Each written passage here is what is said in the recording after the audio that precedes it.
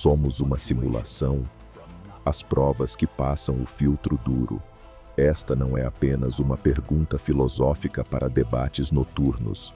É uma hipótese que físicos de Stanford, MIT e Oxford discutem em papers revisados por pares, que bilionários da tecnologia levam tão a sério que investem milhões tentando hackear a realidade, que altera fundamentalmente o que significa estar vivo.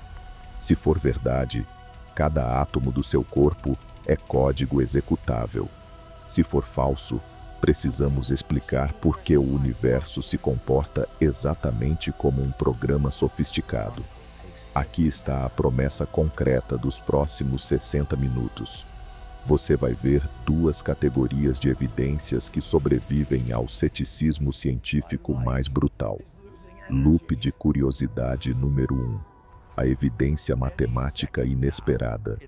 Existe um limite físico na resolução do universo, como pixels numa tela, e ninguém consegue explicar por quê sem invocar estrutura computacional.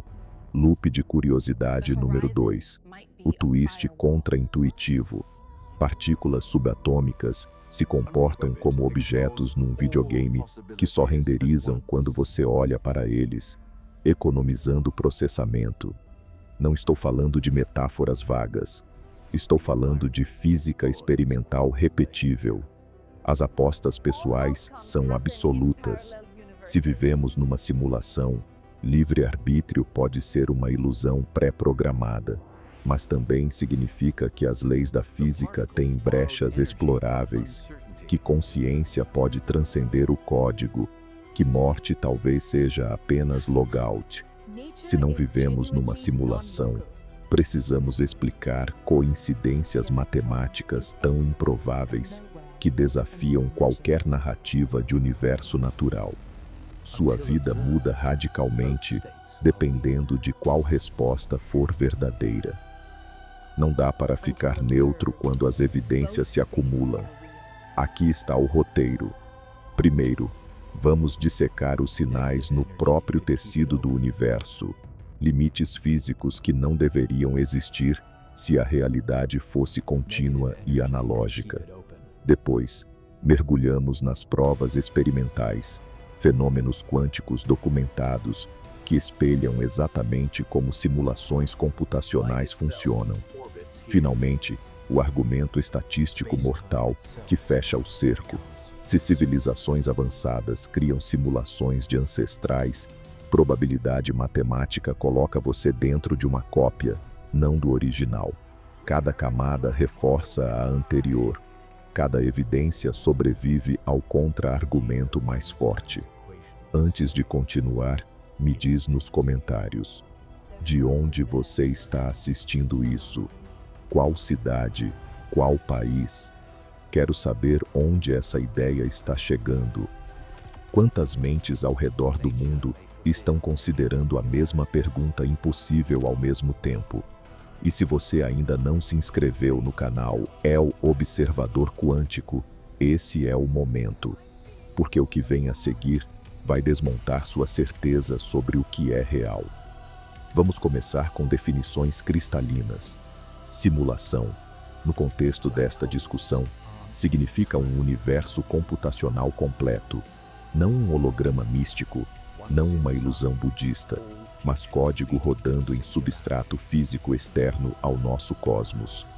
Pense assim: da mesma forma que The Sims cria pessoas digitais com rotinas e emoções programadas, uma simulação ancestral criaria humanos completos com física indistinguível de realidade base.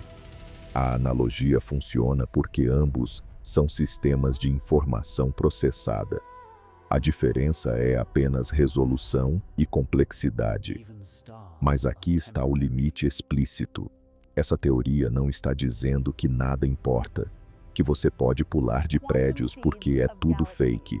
As regras dentro da simulação são absolutas para quem está dentro. Dor é real, amor é real, morte é real, dentro dos parâmetros do sistema. O que muda é a natureza fundamental do substrato. Não confunda simulado com sem consequências. Um personagem de videogame pode sofrer de verdade se tiver consciência. A questão é se nós temos. Agora, a micro-história visceral. Imagine que você é um cientista em 1927, no auge da revolução quântica.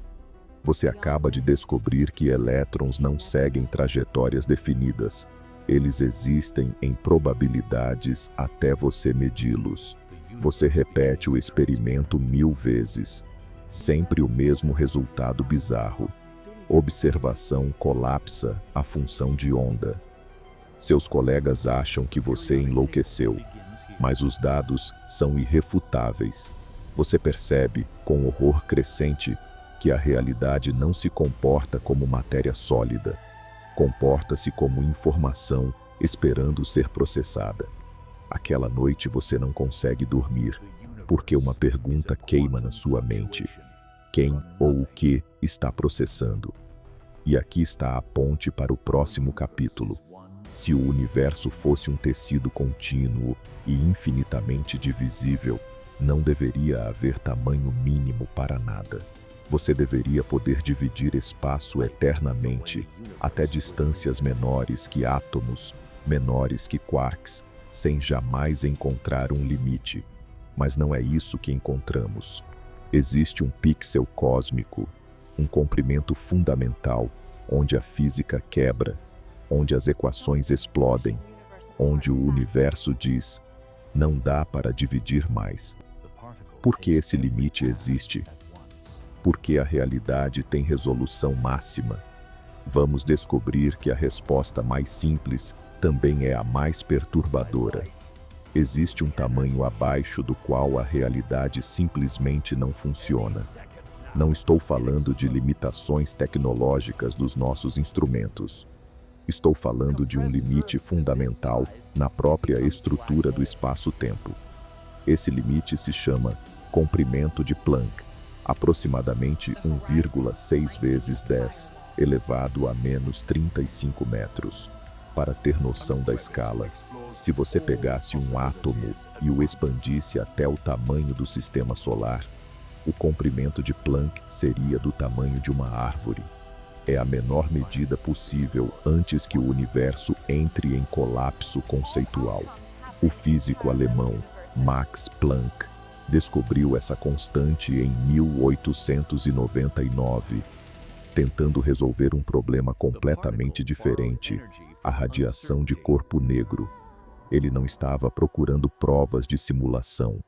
Estava apenas tentando fazer as equações funcionarem.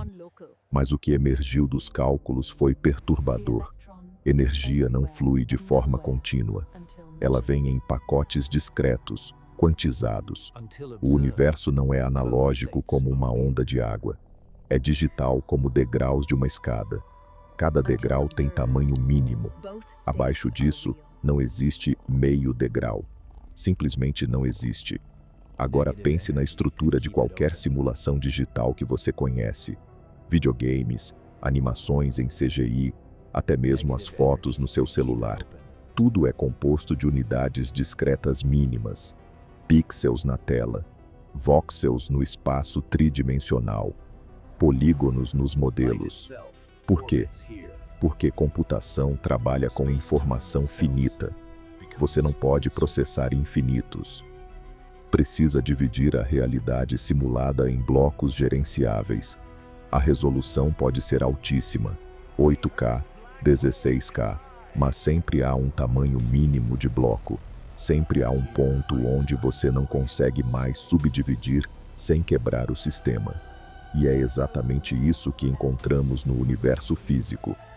O comprimento de Planck funciona como a resolução máxima da realidade. Tente medir distâncias menores e a física colapsa. As equações de Einstein param de funcionar. A mecânica quântica enlouquece. Energia necessária para observar essas escalas criaria buracos negros que engoliriam o próprio experimento.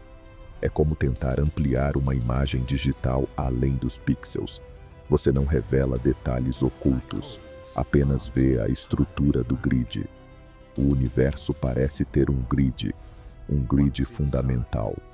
Um grid que não deveria existir se vivêssemos em realidade contínua e infinitamente divisível. Mas aqui está o limite conceitual importante. Isso não prova que vivemos numa simulação. Prova apenas que o espaço-tempo é quantizado, granular. Poderia ser uma propriedade emergente de algo mais profundo que ainda não entendemos. Teorias de gravidade quântica em loop, por exemplo, tentam explicar essa granularidade sem invocar computação externa. A diferença é que nenhuma dessas teorias explica por que o tamanho específico do comprimento de Planck é exatamente o que minimizaria recursos computacionais numa simulação. Essa coincidência é o que mantém físicos acordados à noite. Deixa eu contar uma história real. Em 2010, cientistas do Fermilab começaram a procurar por ruído holográfico, tremores no espaço-tempo que indicariam que o universo tem resolução finita, como grãos numa fotografia. O experimento se chamava Holometer. A ideia era detectar flutuações quânticas no próprio tecido da realidade, o tipo de glitch que apareceria se estivéssemos perto do tamanho do pixel. Rodaram o experimento por anos. Os resultados foram inconclusivos. Não encontraram o ruído esperado nos níveis testados, mas também não descartaram a hipótese. Apenas moveram o limite. Se existe granularidade, ela está abaixo da sensibilidade dos nossos melhores detectores, por enquanto. E aqui está a pergunta-ponte que deveria estar queimando na sua mente. Se o espaço tem resolução máxima, o que acontece com o tempo? Será que existe um frame rate universal, um intervalo mínimo onde o cosmos atualiza seu estado? Turns out, existe. Chama-se tempo de Planck, 5,3 vezes 10 elevado a menos 44 segundos. Abaixo disso, o conceito de antes e depois perde significado. É literalmente o menor tique do relógio cósmico. Pense nisso, frames por segundo. O universo não roda em 60 FPS como um videogame moderno. Roda em 10 elevado a 44 FPS. Resolução absurdamente alta, mas ainda assim finita, ainda assim discreta, ainda assim sugestivamente parecida com como você construiria uma simulação se tivesse recursos computacionais astronômicos, mas não infinitos. Então, recapitulando, descobrimos que realidade tem tamanho mínimo no espaço, tem duração mínima no tempo, tem quantidade mínima de energia nos pacotes quânticos. Tudo quantizado, tudo discreto, tudo digital na estrutura fundamental. Isso não garante simulação, mas elimina completamente a possibilidade de universo analógico contínuo. E quando você elimina o contínuo, resta apenas o computável. A próxima pergunta óbvia é: ok, se o universo é computável, quem escreveu o código? Vamos descobrir que as próprias leis da física exibem elegância matemática suspeita. O tipo de elegância que programadores reconhecem como otimização de algoritmos. As equações que governam o universo são lindas demais. Não estou usando lindo como metáfora poética. Estou falando de elegância matemática específica, simetrias perfeitas, constantes que se cancelam com precisão absurda, fórmulas que poderiam ser uma linha mais simples, mas não são, exceto que essa complicação minimiza custo computacional. Físicos teóricos reconhecem essa elegância. Eles a chamam de princípio de ação mínima, de conservação de simetria, de invariância de Gould. Mas programadores reconhecem outra coisa: código otimizado. O tipo de estrutura que emerge quando você está tentando fazer um sistema complexo rodar com recursos limitados. Vamos começar com a prova concreta número 1. As constantes fundamentais da física.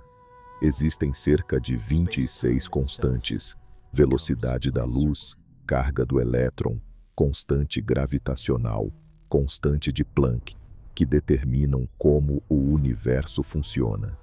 Ninguém sabe por que esses números têm os valores específicos que têm. Mas aqui está o detalhe perturbador. Se você mudar qualquer uma dessas constantes em menos de 1%, o universo colapsa. Estrelas não se formam. Átomos não se estabilizam. Vida se torna impossível. É como se alguém tivesse ajustado 26 variáveis independentes para valores exatos que permitem complexidade máxima com estabilidade máxima. Agora pense em como você otimizaria uma simulação de universo. Você não daria valores aleatórios às variáveis. Você rodaria milhões de simulações teste, ajustando parâmetros até encontrar o conjunto que produz os fenômenos mais interessantes: galáxias, planetas, química orgânica, vida consciente, sem gastar recursos processando colapsos gravitacionais infinitos ou explosões de energia incontroláveis. Você escolheria constantes que maximizam emergência enquanto minimizam desperdício computacional. E quando olhamos para as constantes do nosso universo, é exatamente isso que vemos. Não prova design intencional, mas as probabilidades de isso acontecer, por acaso, são astronômicas. 1 em 10 elevado a 200, segundo alguns cálculos. Mas aqui vem o contra-argumento honesto, porque precisamos enfrentá-lo. O princípio antrópico. A ideia é simples. Só podemos observar um universo que permite observadores. Se existem infinitos universos com constantes aleatórias, naturalmente estaríamos num dos raros que permite vida. Não precisamos invocar design ou simulação. É seleção observacional básica. Esse argumento tem força real. Múltiplos universos resolveriam o problema do ajuste fino sem precisar de programador externo. Então, por que não aceitar essa explicação e seguir em frente? Porque há um detalhe que ninguém te conta. Multiverso e simulação não são hipóteses concorrentes, são complementares. Se existe tecnologia para simular universos, civilizações avançadas criariam não apenas uma simulação, mas trilhões. Cada uma com parâmetros ligeiramente diferentes. Algumas produzem vida, a maioria não. As conscientes observam seus próprios universos e concluem que tiveram sorte. Mas a sorte foi, na verdade, seleção intencional do programador, testando diferentes configurações. Multiverso simulado explica tanto o ajuste fino quanto a elegância matemática. Universos naturais infinitos explicam apenas o ajuste fino e deixam a elegância como mistério não resolvido. Agora vamos mais fundo no código. Sabe aquela fórmula I igual a mc ao quadrado? Parece simples, mas esconde uma estrutura computacional sofisticada. Energia e massa são conversíveis. Informação pode mudar de estado sem violar conservação. Isso é exatamente como memória funciona em computadores. Mesmo dado pode ser armazenado em diferentes formatos, diferentes localizações, mas a quantidade total de informação se conserva. O universo não cria nem destrói informação, apenas a transforma. Lei de conservação não é apenas física elegante, é regra necessária para qualquer sistema de informação consistente. E tem mais. As equações de Maxwell, que descrevem eletromagnetismo, têm uma simetria chamada dualidade elétrica-magnética. Campos elétricos e campos magnéticos são intercambiáveis nas equações se você trocar algumas variáveis. Porque o universo tem essa redundância. De perspectiva física pura, parece desnecessária. Mas de perspectiva computacional, redundância é otimização. Permite que o mesmo processamento funcione para dois fenômenos diferentes. Economiza linhas de código. Reduz chance de bugs. Programadores fazem isso o tempo todo. Criam funções que funcionam para múltiplos inputs, em vez de escrever código separado para cada caso. Aqui está o rehook poderoso que fecha esta seção. O detalhe que ninguém te conta é que simulações eficientes produzem exatamente essas elegâncias matemáticas. Não porque o programador quer ser bonito, porque sistemas complexos rodando em substrato físico finito, mesmo que seja computador quântico do tamanho de galáxia, precisam de otimização, precisam de constantes ajustadas, precisam de simetrias que reduzem cálculos redundantes, precisam de leis de conservação que previnem loops infinitos. E quando encontramos todas essas características nas leis fundamentais do nosso universo, a explicação mais simples não é "que sorte incrível", é "alguém escreveu isso com propósito". Então, recapitulando onde estamos, o universo tem resolução finita como simulação digital, tem constantes ajustadas como parâmetros de software, tem elegância matemática como código otimizado, 3 camadas de evidência convergindo. Mas ainda não chegamos na prova mais perturbadora, porque agora vamos para o laboratório. Vamos ver partículas subatômicas se comportando exatamente como objetos num videogame, aparecendo apenas quando você olha para eles. O experimento da dupla fenda é o fenômeno mais perturbador da física quântica. Não porque seja complicado, na verdade é absurdamente simples de entender. É perturbador porque desafia a própria noção de realidade objetiva independente. Aqui está o setup básico. Você pega uma fonte de luz, coloca uma barreira com 2 fendas e projeta o resultado numa tela. Ondas de luz passam pelas 2 fendas simultaneamente, interferem uma com a outra e criam padrão de listras claras e escuras. Física clássica de ondas. Nada de especial, até você começar a atirar partículas individuais. Quando você dispara elétrons um de cada vez, literalmente uma partícula por vez, com minutos de intervalo entre cada disparo, a física enlouquece. Você esperaria que cada elétron passasse por uma fenda ou pela outra, criando 2 aglomerados na tela. Partículas não interferem consigo mesmas, mas não é isso que acontece. Mesmo disparando um elétron de cada vez, o padrão de interferência continua aparecendo, como se cada elétron passasse pelas 2 fendas simultaneamente, como se cada partícula fosse uma onda de probabilidade explorando todos os caminhos possíveis. E quando você coloca um detector para ver por qual fenda o elétron realmente passa, o padrão de interferência desaparece instantaneamente. A partícula decide se comportar como partícula no momento que você observa. Agora aqui está a analogia visceral que faz tudo clicar. Videogames modernos usam uma técnica chamada renderização sob demanda. O jogo não processa o universo inteiro o tempo todo. Seria desperdício absurdo de recursos. Ele só renderiza completamente o que está na sua tela, no seu campo de visão. O resto existe em estado de baixa resolução, ou apenas como dados de posição sem texturas, ou nem existe de fato até você virar a câmera. Quando você olha para uma direção, o motor gráfico colapsa as possibilidades num estado específico e renderiza. Economiza processamento massivo. Permite mundos gigantescos em hardware limitado. É como o universo funciona se for simulação. Não processa detalhes até alguém observar. Vamos mais fundo nos 3 passos do comportamento quântico que espelham processamento computacional. Passo 1. Superposição.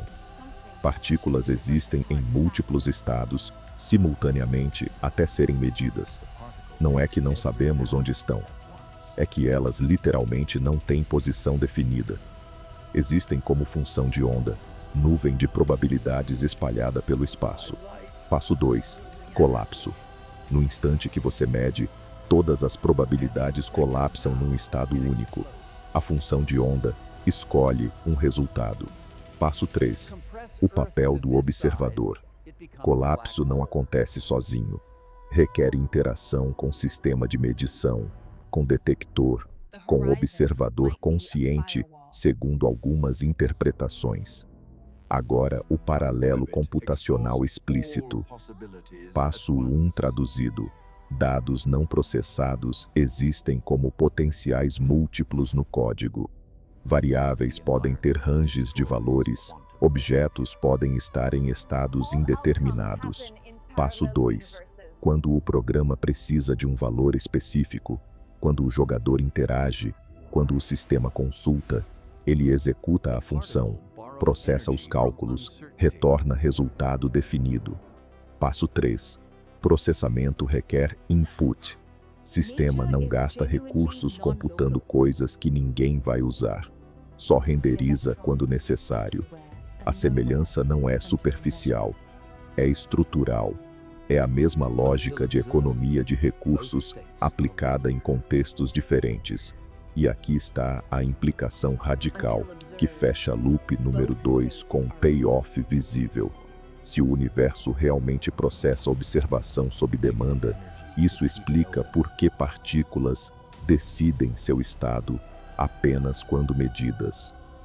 Não é colapso misterioso de função de onda, é processamento lazy, técnica de programação onde cálculos são adiados até serem absolutamente necessários. Renderizar tudo o tempo todo seria impossível. Processar posição exata de cada partícula em cada instante queimaria qualquer substrato computacional finito.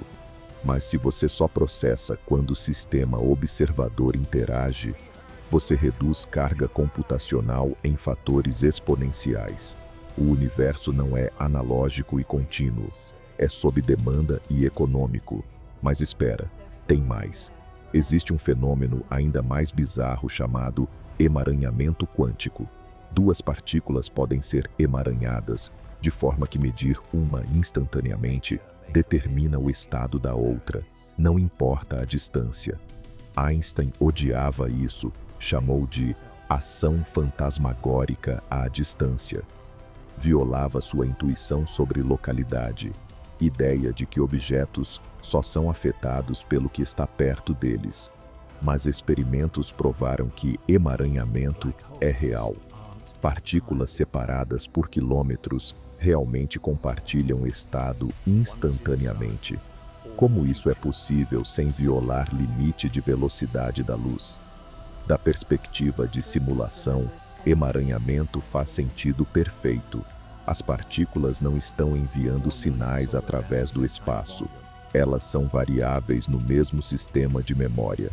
Quando você muda uma, a outra atualiza instantaneamente porque ambas referenciam o mesmo estado subjacente no código. Não há transmissão de informação através de distância física. Há apenas atualização de valores linkados no substrato computacional. Programadores chamam isso de ponteiros, múltiplas variáveis apontando para o mesmo endereço de memória. Mude o valor no endereço, todas as variáveis refletem a mudança instantaneamente, sem comunicação, sem limite de velocidade, apenas lógica de estrutura de dados. Então recapitula comigo. Partículas existem em superposição até observação colapsar função de onda, exatamente como dados não processados esperando o input. Emaranhamento permite correlação instantânea, independente de distância, exatamente como variáveis linkadas no mesmo sistema. Dupla fenda mostra que realidade não renderiza até você olhar, exatamente como economia de processamento em simulações.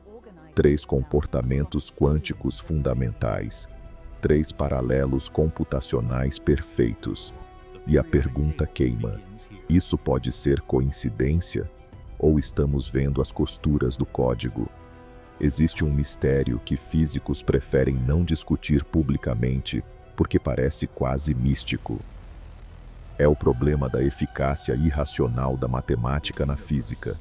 Soa técnico, mas a pergunta central é assustadoramente simples. Por que equações abstratas inventadas por humanos prevêem fenômenos físicos com precisão absurda? Por que números, conceitos puros, construções mentais sem substância física, governam comportamento de átomos reais? Eugene Wigner, físico que ganhou o Nobel, escreveu um paper famoso sobre isso em 1960. Ele chamou de Unreasonable Effectiveness, irracional porque não deveria funcionar assim. Matemática é jogo de símbolos, física é realidade concreta. Porque um descreve o outro perfeitamente. Vamos começar com um caso concreto. Paul Dirac, em 1928, ele estava brincando com equações, tentando unificar mecânica quântica com relatividade especial. Puramente exercício matemático. Ele manipulou símbolos, aplicou álgebra abstrata e emergiu uma equação linda. Mas tinha um problema. A matemática exigia solução negativa. Elétrons com energia negativa. Fisicamente não fazia sentido. Dirac poderia ter descartado como artefato matemático sem significado real. Mas ele confiou nos números. Ele previu que deveria existir antimatéria, partículas idênticas ao elétron, mas com carga oposta. 4 anos depois, Carl Anderson detectou o positron em raios cósmicos, exatamente como Dirac previu. Puramente no papel. Pensa na implicação radical disso. Matemática abstrata previu existência de tipo inteiramente novo de matéria antes de qualquer evidência experimental. Como? Se física fosse substância fundamental, equações deveriam ser descrições aproximadas, ferramentas úteis mas imperfeitas. Nunca deveriam revelar estruturas não observadas. Nunca deveriam prever partículas invisíveis, a menos que física não seja substância, a menos que seja sintaxe, a menos que as próprias leis sejam matemáticas executáveis, e descobrir equações corretas seja literalmente ler o código-fonte da realidade. Nesse caso, manipulação matemática pura revela estruturas reais porque estruturas são feitas de matemática, não representadas por matemática, feitas de matemática. Agora aqui está o Core B, o twist conceitual que reordena tudo que pensávamos sobre natureza da realidade. Durante séculos, assumimos que matemática descreve física, que números são linguagem para falar sobre átomos. Mas a relação pode ser invertida.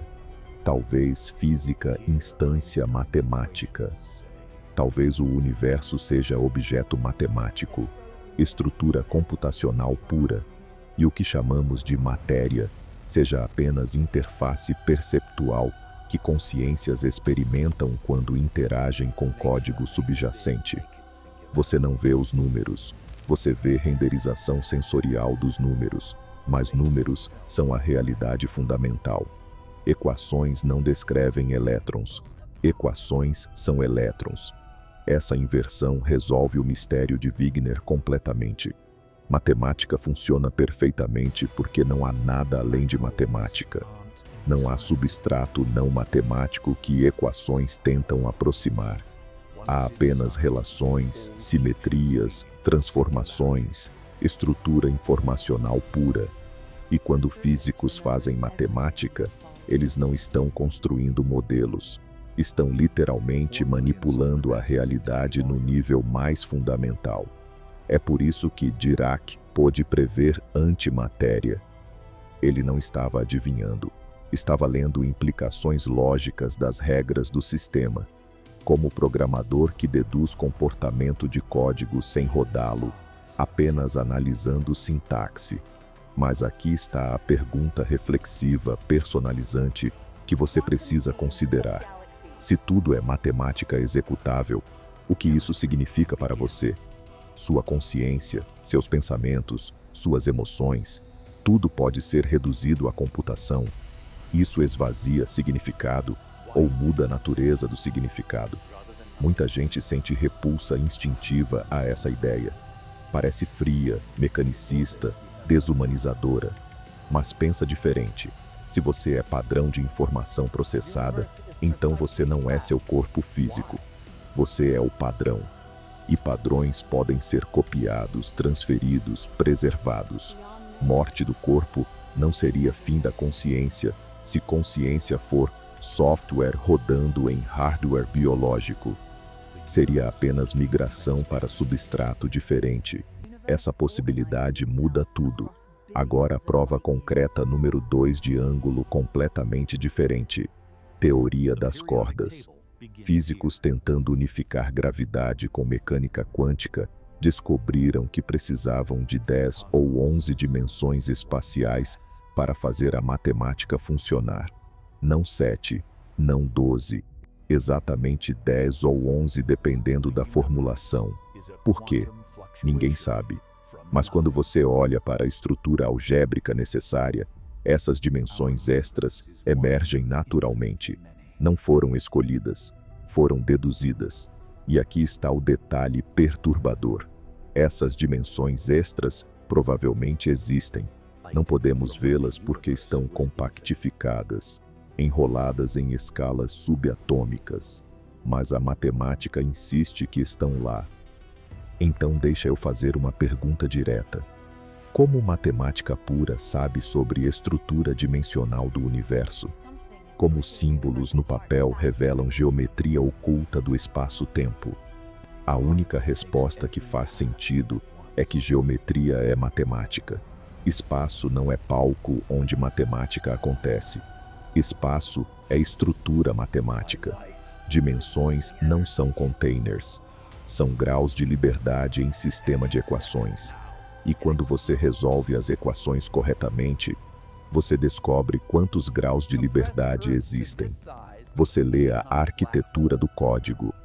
Matemática funciona porque você está dentro de objeto matemático tentando entender sua própria estrutura. É recursivo, autorreferente e profundamente estranho. Recapitulando onde chegamos. Dirac previu antimatéria com matemática pura. Teoria das cordas deduz dimensões ocultas com álgebra. Física quântica usa números complexos, imaginários, literalmente envolvendo raiz quadrada de -1, para prever resultados experimentais exatos. Como conceitos abstratos inventados por humanos descrevem realidade tão perfeitamente? Porque realidade é feita dos conceitos. Não há divisão entre mapa e território. O mapa é o território. Equações não são aproximações, são a coisa em si. E isso nos leva para a próxima camada ainda mais perturbadora. Se tudo é matemática, por que essa matemática tem limite de velocidade? Por que luz não viaja infinitamente rápido? Vamos descobrir que velocidade da luz funciona exatamente como taxa de atualização numa simulação. Por que nada pode viajar mais rápido que a luz? Essa pergunta parece ter resposta óbvia. Einstein provou em 1905 que velocidade da luz é constante absoluta, limite máximo do universo. Mas espera, por que existe limite? Por que não infinito? Se o universo fosse substância física pura, não deveria haver velocidade máxima arbitrária. Deveria haver espectro contínuo de velocidades possíveis, subindo indefinidamente. Mas não é isso que encontramos. Encontramos teto duro, 299.792,458 km por segundo. Esse número específico, não mais rápido, nunca, para nada com massa. Por quê? Aqui está a analogia penetrante que faz tudo fazer sentido. Frames por segundo. Qualquer sistema de processamento, videogame, simulação física, render de animação, tem taxa máxima de atualização. Não importa quão poderoso seja o hardware, existe limite em quantas vezes por segundo o sistema pode calcular novo estado. atualizar posições, processar interações. Esse limite define velocidade máxima efetiva dentro da simulação. Objeto pode se mover no máximo uma certa distância por frame. Se taxa é 60 fps e grid é de 1 metro, velocidade máxima é 60 metros por segundo. Não porque existe força impedindo o movimento mais rápido, porque sistema não processa mais rápido que isso. É limite de processamento, não limite físico. Agora traduz isso para o universo. Se espaço-tempo é computacional, estrutura de informação processada em substrato externo, então deve existir taxa máxima de atualização. Velocidade da luz não é propriedade da luz. É velocidade máxima de propagação de qualquer mudança de estado através do grid do espaço-tempo. É literalmente a taxa de clock do universo dividida pelo tamanho do pixel espacial. Fótons viajam nessa velocidade não porque são especiais. Viajam nessa velocidade porque não têm massa. Então não há nada freando eles até o limite máximo do sistema. Partículas com massa são processadas com overhead adicional. Então viajam mais devagar. Mas nada excede a taxa de refresh do cosmos. 3 passos de aplicação mental que vão mudar como você vê limites físicos. Passo 1. Observe onde limites aparecem. Velocidade da luz. Temperatura mínima. 0 absoluto. Menos 273,15 Celsius. Densidade máxima antes de colapsar em buraco negro. Resolução mínima. Comprimento de Planck. Cada um desses é limite duro do sistema. Passo 2. Teste mentalmente o que aconteceria sem esses limites. Sem velocidade máxima, causalidade colapsa. Efeitos aconteceriam antes de causas. Sem temperatura mínima, energia poderia ser negativa infinita. Sem limite de densidade, singularidades existiriam em todo lugar. Física desmorona sem tetos e pisos. Passo 3. Reinterprete limites não como propriedades misteriosas, mas como regras necessárias de sistema computacional consistente. E aqui está o detalhe crucial que fecha a sessão. Simulações avançadas teriam exatamente essas restrições de motor. Não porque programador quer limitar diversão, porque sistemas de informação finitos, mesmo astronomicamente grandes, precisam de boundaries. Precisam de velocidade máxima de propagação de informação para manter causalidade. Precisam de energia mínima para prevenir estados negativos infinitos. Precisam de densidade máxima para evitar overflow de processamento. Cada limite arbitrário da física se torna necessidade computacional quando você muda a perspectiva. E a correspondência exata entre limites físicos e restrições de simulação não é coincidência, é assinatura de código. Mas agora vem o paradoxo que inseri como pattern interrupt. Emaranhamento quântico parece violar limite de velocidade. Lembra que falamos antes? 2 partículas emaranhadas atualizam estados instantaneamente, independente de distância, mais rápido que luz. Einstein chamou isso de Spooky Action, porque parecia impossível. Mas aqui está o truque. Emaranhamento não transmite informação utilizável. Você não pode enviar mensagem através de partículas emaranhadas. Correlação é instantânea, mas descobrir a correlação requer comunicação clássica que respeita a velocidade da luz. É como se o universo tivesse regra específica. Correlações podem ser instantâneas, mas informação nova tem que respeitar limite de velocidade. Por quê? Porque na arquitetura de simulação, variáveis linkadas atualizam instantaneamente. São referências ao mesmo estado de memória. Mas transmitir nova informação requer processamento sequencial através do grid espacial, frame por frame. Sistema permite atalhos internos para eficiência, mas mantém limite de velocidade para causalidade. É otimização elegante, economiza processamento com links instantâneos onde possível, mas preserva a estrutura causal com propagação limitada onde necessário. Física quântica não viola relatividade. Implementa a exceção cuidadosamente controlada que melhora a eficiência sem quebrar consistência. E tem mais uma camada.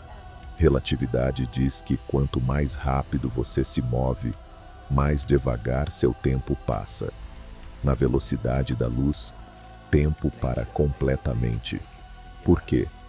Da perspectiva de simulação, objetos movendo rápido requerem mais processamento. Precisam atualizar posição frequentemente, interagir com mais células do grid por frame. Para compensar carga computacional, sistema reduz taxa de atualização interna desses objetos. Dilatação temporal não é distorção mística do tempo, é alocação dinâmica de recursos computacionais. Objetos rápidos rodam em câmera lenta relativa para balancear carga de processamento total. Recapitula comigo onde isso nos coloca. O universo tem velocidade máxima absoluta, como simulação tem FPS máximo. Tem limites duros em temperatura, densidade, resolução como sistema computacional precisa de boundaries. Permite correlações instantâneas, mas mantém propagação de informação limitada, exatamente como a arquitetura otimizada faria.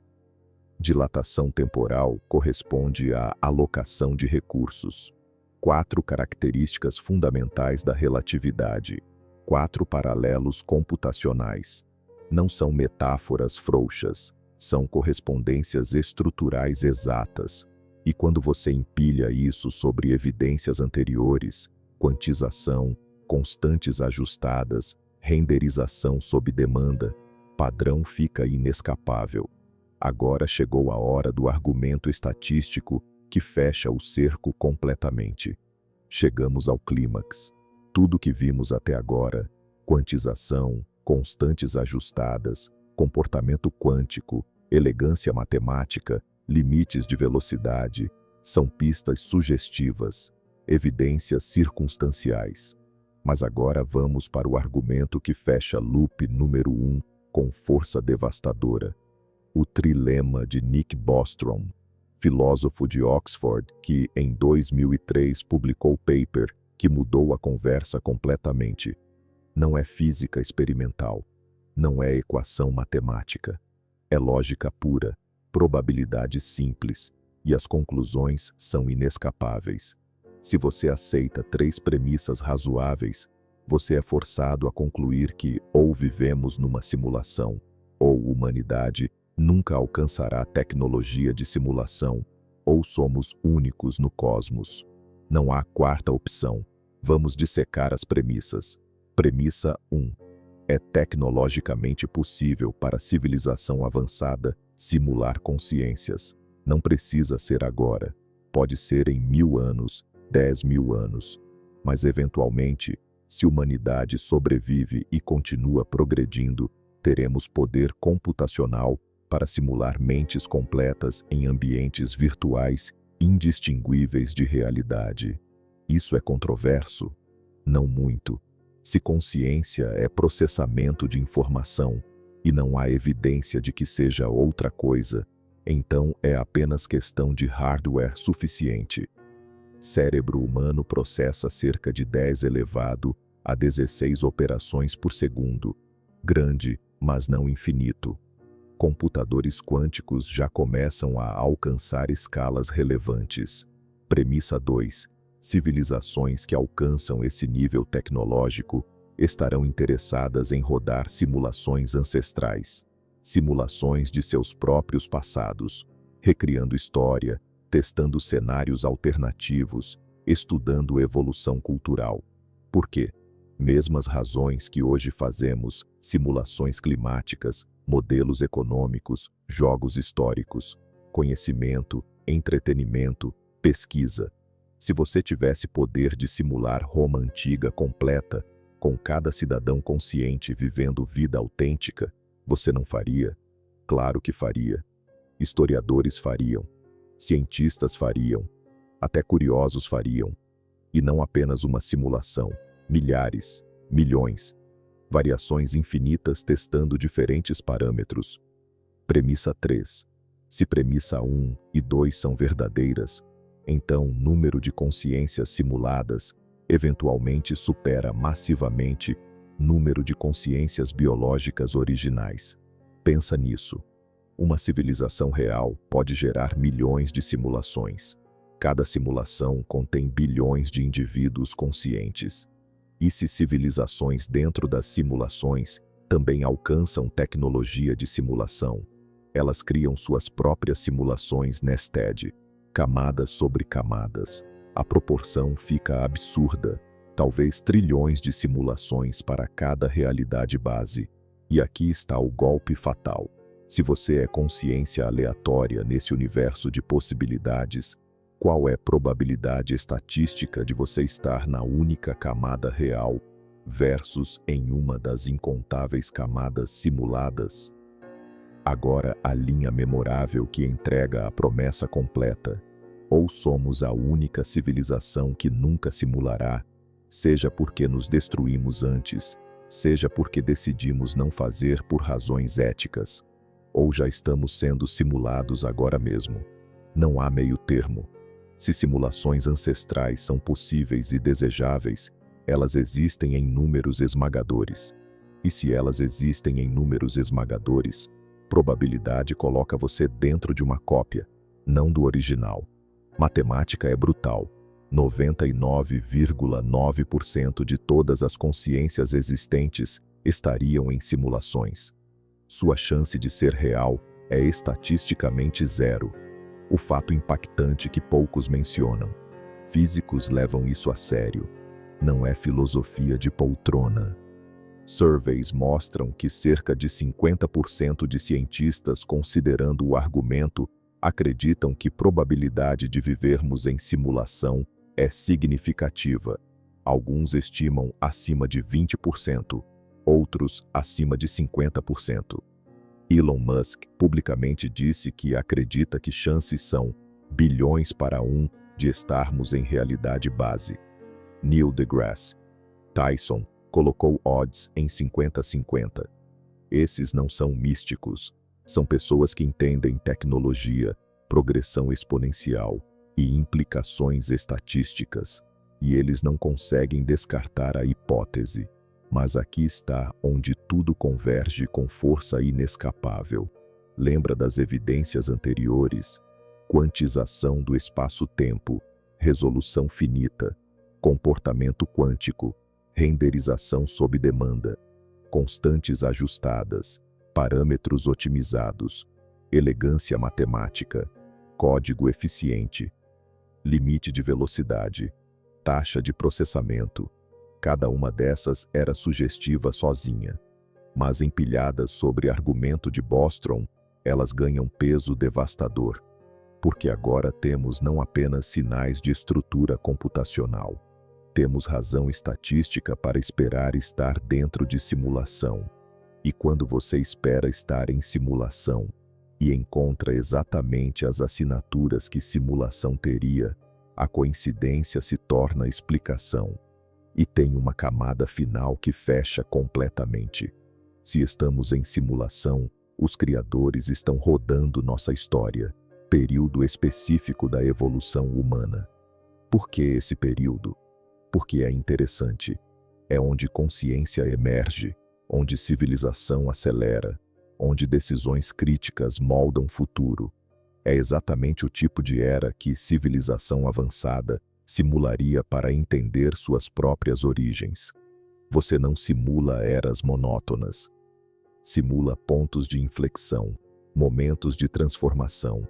E nós estamos vivendo exatamente isso: explosão tecnológica, crise existencial, transição para a pós-humanidade. Se alguém fosse escolher época para simular, seria agora. E o fato de estarmos conscientes disso, perguntando se somos simulados, pode ser parte do experimento. Talvez os criadores queiram ver quando consciências simuladas descobrem a verdade. Talvez seja o teste. Este é o momento onde todas as peças se encaixam. Física quântica mostra a estrutura computacional. Matemática revela código subjacente. Limites universais espelham restrições de processamento. E lógica probabilística nos coloca dentro de simulação com confiança estatística esmagadora. Não é mais questão de se é possível, é questão de aceitar o que evidências apontam. Mas agora, resta a pergunta final ainda mais radical. Se for verdade, o que isso muda? O que significa para você? Vamos descobrir que talvez a resposta não seja desespero, mas liberdade sem precedentes. Então aqui estamos. Depois de 8 capítulos dissecando evidências, uma pergunta permanece queimando. E daí? Se realmente vivemos numa simulação, o que isso muda na sua vida? Muita gente sente vertigem existencial nesse ponto, como se descobrir que realidade é código esvaziasse significado de tudo. Mas deixa eu te mostrar porque a reação oposta faz mais sentido. Se isso for verdade, você não perdeu nada. Você ganhou possibilidades que não existiam antes. Porque se você é padrão de informação processada, então você não está limitado a substrato biológico. Você é o padrão, não o hardware. E padrões são transferíveis, preserváveis, potencialmente imortais. Vamos pelos 3 bits da resolução. O que você acreditava? Realidade sólida, objetiva. Matéria fundamental existindo independentemente de observação. Você como corpo físico, átomos arranjados temporariamente, destinados a desintegrar. Consciência como epifenômeno emergente do cérebro, destinada a apagar quando neurônios morrem. Morte como fim absoluto. Vida como acidente cósmico sem propósito inerente. Essa era a narrativa materialista que ciência do século XX construiu. Não era confortante, mas parecia sólida. Parecia baseada em evidência dura. Parecia ser verdade que você tinha que aceitar, gostando ou não. O que você viu nas últimas horas? Evidências convergentes de estrutura computacional. Espaço-tempo quantizado como pixels. Constantes ajustadas como parâmetros. Comportamento quântico como renderização sob demanda. Elegância matemática como código otimizado. Limite de velocidade como taxa de processamento. Lógica probabilística colocando você dentro de simulação com confiança estatística esmagadora. Não são provas definitivas. Ciência nunca prova nada definitivamente. Mas são evidências que sobrevivem ao filtro duro do ceticismo científico. São sinais que você não pode ignorar honestamente. E quando você empilha camada sobre camada, o peso acumulativo se torna inescapável. Algo está acontecendo aqui. Realidade não é o que parece. O que isso significa? Liberdade radical e responsabilidade radical ao mesmo tempo. Se você é informação processada, morte física não é necessariamente fim. Padrão pode continuar em substrato diferente. Consciência pode transcender corpo. Isso abre possibilidades de continuidade que materialismo fecha completamente. Mas também significa que suas escolhas têm peso diferente. Se isso é simulação intencional, então existe propósito. Mesmo que você não entenda qual é. Você não é acidente. Você é experimento, ou teste, ou história sendo contada. E histórias têm arcos, têm significado. Tem observadores esperando ver o que você vai fazer com as cartas que recebeu.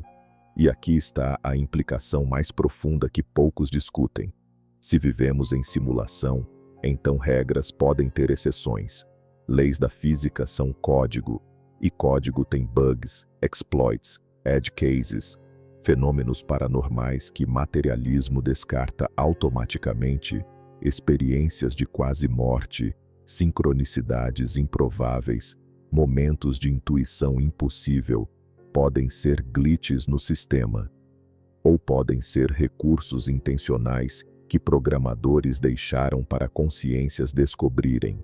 Meditadores avançados relatam estados onde tempo dilata, onde percepção transcende corpo. Talvez não sejam ilusões, talvez sejam acessos a níveis mais profundos do código. Consciência pode ser variável e irredutível. A única coisa que não pode ser simulada, apenas instanciada. E se for isso, então você tem primazia sobre o sistema. Você não é personagem, você é jogador. Mas aqui está o paradoxo final que fecha tudo. Mesmo se for simulação, você não pode viver como se fosse, porque as regras dentro são absolutas para quem está dentro. Dor é real, amor é real, consequências são reais. Você não pode pular de prédio porque é tudo código. Você não pode abandonar responsabilidades porque nada importa, porque importa dentro dos parâmetros do sistema. E esses parâmetros são sua realidade operacional. A diferença não é no que você faz, é no que você entende sobre natureza fundamental do que você está fazendo. É shift de perspectiva, não de comportamento. Você ainda vive completamente, mas vive consciente de que jogo é mais profundo do que parecia. Agora o teaser plantado para próximo capítulo. Se simulação tem estrutura computacional, então deve ter vulnerabilidades. Deve ter exploits, formas de manipular sistema de dentro. Alguns chamam isso de magia, outros chamam de sincronicidade, lei da atração, manifestação. Mas todos estão descrevendo a mesma coisa. Momentos onde realidade parece maleável, onde intenção consciente muda probabilidades além do que coincidência permitiria.